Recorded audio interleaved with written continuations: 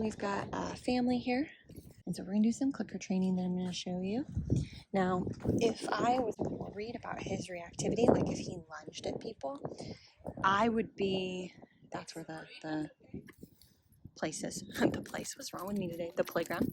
If I was worried about reactivity, I would be on the other side of him and I would be up a little bit. So I'm in the middle, I'm in complete control. In this scenario, if a kid walks up to us, I've got plenty of space. I already have my exit strategy. Stand up. I leave my crap here, no big deal. I just stand up and I say, let's go, and I move away. You have your exit strategy if pressure's put on you, and keep that in mind. Any forward motion reactivity to aggression, good. Then you need to be in the middle and even like up a little bit. So the dog doesn't feel like they can, run out in front of you and take control. Good. So every time he looks at me or looks at the family, the people, even if he was to, you hear the baby noises, right? So if you guys hear the baby noises, if he hears a baby noise, even if he doesn't look at it like that, that's more kids, by the way. That's an example of a noise. He looked at it, but even if he's so relaxed, he's not looking at the big noises that the kids or anything is making. For every noise, I'm still going to click and give food. I think that's the big mistake that people make in the early stages of conditioning or trying to do counter conditioning. And let me be clear, by early stages, I mean 6 months to a year, and I am not kidding. So what I mean by that is 6 months, every time he looks at something or hears a noise that I know inside makes him a little uncomfortable, makes things tighten just a bit, I'm going to click and treat, even if he doesn't look at it. If I hear it, he hears it, that's for sure, right? 6 months of that. Then I might wean off to, okay, if we hear the big noises and he doesn't respond, I'm not going to worry about it. I think that's the biggest mistake. People get, it's a lot of work, and people lose faith, or he's looking over at that other family that was being loud.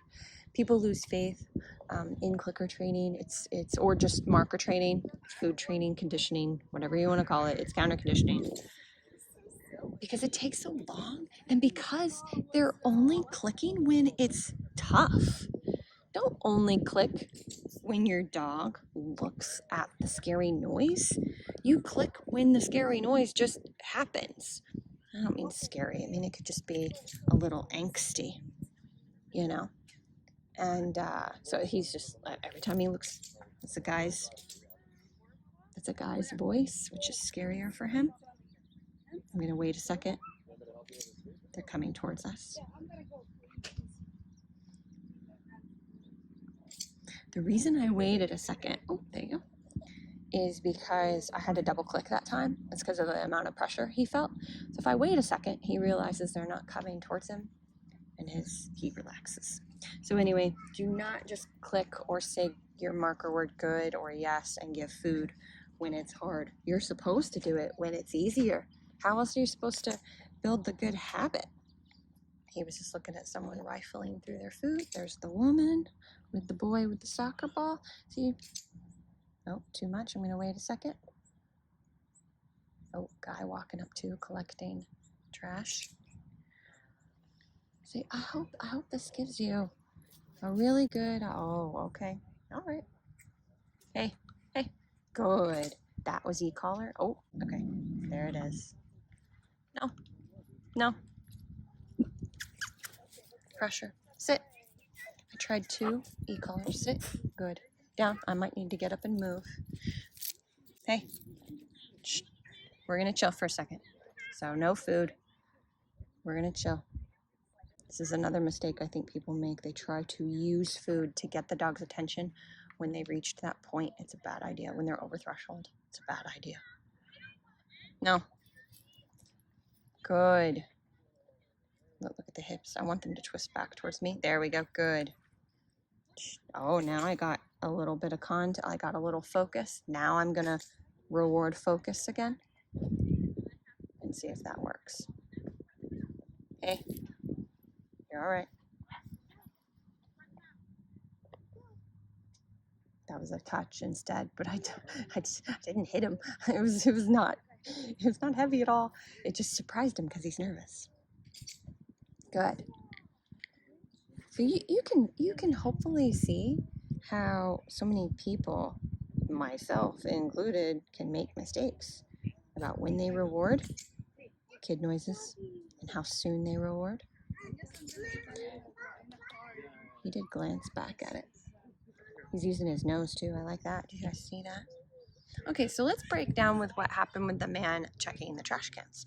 So he completely disconnected with me. I think I tried one click, just he was gone, right? So I have a choice. I can get up and move, but I can have trusty e-collar. Let's try 2 times. That's kind of my thing. We'll try 2 times with e-collar, see if it settles him down enough. It didn't. He needed leash guidance. Here's where, I know I'm missing all my click times. Here's where I would have needed to move.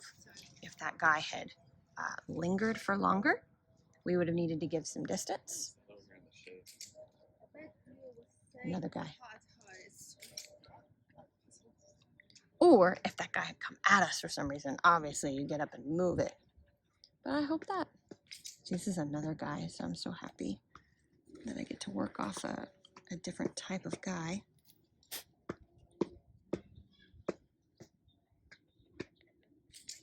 Doing weird things. It's sand, I think. Getting off the sand. Good. Got a glance. So after your dog is over threshold like that, and if you do e-collar training, you try e-collar, you try prong, whatever it is, whether it works, whether it doesn't work, you want to wait till the dog calms down a bit to try to use food again. In my opinion, this is where food fails so many people. The food was doing good, and then it's not anymore. It's like barely there. And you start to become a negotiator. You start to be trying to use food to get their attention. That's bad news. You know when people do bye. Good job.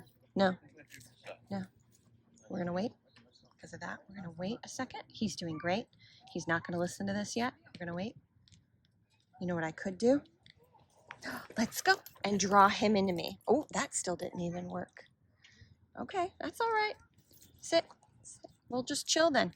What I was gonna point out, which was supposed to work magically, is that down when, at least he did follow my body language. When people do the and I do this too, especially with young dogs, when people do the food engagement, like they move backwards and they engage with the hand of food, the reason that works is not the food. Has anybody caught on to that? It's not the food. It's the body language engagement. And then they get a reward at the end of it. Yes, I know in the beginning they're following food, but he wasn't following food. He was following, oh, you want a massage? He was following body language. That's why you got to move. So when things are too tight, they're too hard, you got to move. I don't care if you're at a coffee table, or if you're having dinner somewhere. If your dog starts to get a little over threshold and you can't control it, you have to move, people. All right. Well, anyway, we're going to continue to chip away at this. No, a little bit too much alertness for me. So I did an e-collar tap. Now I'm going to try click. Ah, there we go. See how the e-collar, what was that? There was a 13. See how sometimes... No. Good. That was an e-collar tap. See how when he gets really alert with his ears, that the e-collar helps calm him down to be able to make the clicker training work? You guys saw that, right? But when did it not work in this very long video? It didn't work when he got to the point of growling. So when he got to the point of growling, it's for this dog. Every dog is different. But for this dog, it's like, okay, put the food away. Let's just chill out a little bit. Let's do some leash pressure. Let's give some distance. Let's do a more valuable correction. There's lots of choices, and you won't know what works for your dog in different situations if you don't get out there and play. Oh, do you have a spider on you? Oh my goodness. I gotcha. Good. Now let's see. Calm tail. That's a bit too much alertness for me. I'm going to do one more thing I'm going to show you guys before we leave. Typically with dogs, especially dogs quick to arousal, you don't want to share any touch with them. Doesn't usually go well. But if I get a dog that is doing well and being calm, I will outside. I might reward with some calm. Look how slow my fingers are going. Not petting the head or anything like that. As soon as I see alertness, hands off. Immediately hands off. Barking dog and kids. But if I have that calmness, I can massage just a little. Don't go crazy, people, because I said you could touch your dogs. But you just do a little. But then if there's nothing around and you stop petting and you see the tail wag or they jump up or anything, it's a bad idea, because even you being calm, they associate touch with so much arousal. Touch is never neutral. Just like food is never neutral, touch is never neutral. So it can backfire on you with some dogs. So I don't say back off on affection because I'm mean. I say do what benefits your dog. And you won't know that till you get out there and figure it out. See how it affects your dog.